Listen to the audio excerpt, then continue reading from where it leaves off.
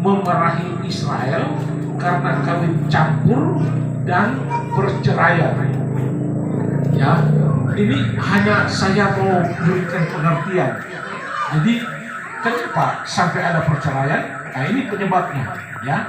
Penyebab daripada perceraian nanti saudara baca selanjutnya dari pasal 2 ayat 10 sampai dengan 16. Ya, dia bilang begini, ayat 14 saya baca. Dan kamu bertanya, oleh karena apa? Oleh sebab Tuhan telah menjadi saksi antara engkau dan istri masa mudamu yang kepadanya engkau telah tidak setia. Padahal dialah teman sekutumu dan istri seperjanjianmu. Saya bukan bicara tentang perceraian, tapi saya mau menerangkan tentang pakaian. Ya, haleluya. Bukankah Allah Tuhan itu keturunan ilahi? Jadi jagalah dirimu dan janganlah orang tidak setia terhadap istri dari masa mudanya. Ayat 16. Sebab aku membenci perceraian, firman Tuhan Allah Israel, juga orang yang menutupi pakaiannya dengan kekerasan, firman Tuhan semesta alam. Maka jagalah dirimu dan janganlah berkhianat. Jadi ada 3 penyebab perceraian. Pertama, tidak setia. Kedua, berkhianat. Dan yang ketiga, pakaian kekerasan. Saya mau terangkan ini, bukan pakaian ini. Pakaian kekerasan adalah perilaku yang keras. Ya, suka pukul istri di Jayapura, bukan suami pukul istri, tapi istri pukul suami. Acur-acur. Haleluya. Itu pakaian kekerasan. Ya, saya coba untuk menjelaskan tentang pakaian dari Yohanes Pembaptis dalam Matius pasal 3. Ya, Matius pasal 3 ayat 4.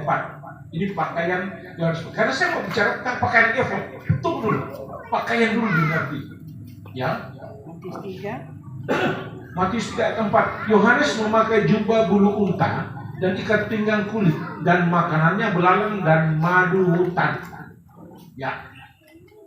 Ini pakaiannya adalah jubah bulu unta. Saudara tahu unta ini adalah binatang yang dipakai oleh Tuhan untuk perbandingan dengan orang kaya. Karena Tuhan bilang lebih mudah unta masuk ke lubang jarum daripada orang kaya masuk ke dalam kerajaan surga. Bukan berarti orang kaya tidak boleh masuk kerajaan surga, boleh. Tapi kayaknya sukar. Lebih mudah unta. Karena apa? Karena pintu gerbang kalau lewat jam malam, pintu gerbang itu ditutup. Ya, di Yerusalem pintu gerbang ditutup, yang dibuka pintu kecil di samping pintu gerbang. Itu namanya lubang jarum. Dan cara untuk memasukinya adalah menunduk, supaya kalau itu musuh, tentara yang berjaga gampang dia pukul. Dan onta bisa masuk dengan syarat menanggalkan beban, patah lutut, baru berjalan dengan lutut. Ada tembus itu. Itu artinya merendahkan hati, merendahkan diri.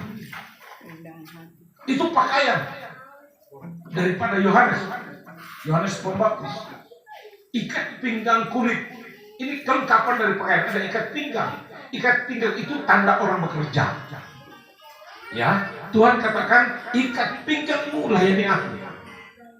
Haleluya. Jadi tidak boleh bekerja tanpa ikat pinggang. Dan ikat pinggang Yohanes adalah ikat pinggang kulit. Artinya ada binatang yang disembelih, ada korban. Dan ikat pinggang kulit itu menunjuk kepada korban Kristus. Jadi bekerja dengan apapun juga harus korban Kristus dasarnya. Ya. Haleluya. Jangan dengan skill, jangan dengan pengalaman, tetap korban Kristus harus jadi pijakan kaki kita. Ya, gambar dari mempelai perempuan Tuhan itu bermahkotakan 12 bintang, berpakaian matahari dan berdiri di atas bulan yang menjadi darah. Itu pendirian. Ya, satu kali Musa itu berumur 120 tahun. 120 tahun dibagi 3, 40. 40 pertama dia dibesarkan di istana Firaun. 40 kedua dia dipusatkan di Yitro mertuanya untuk belajar menggembala.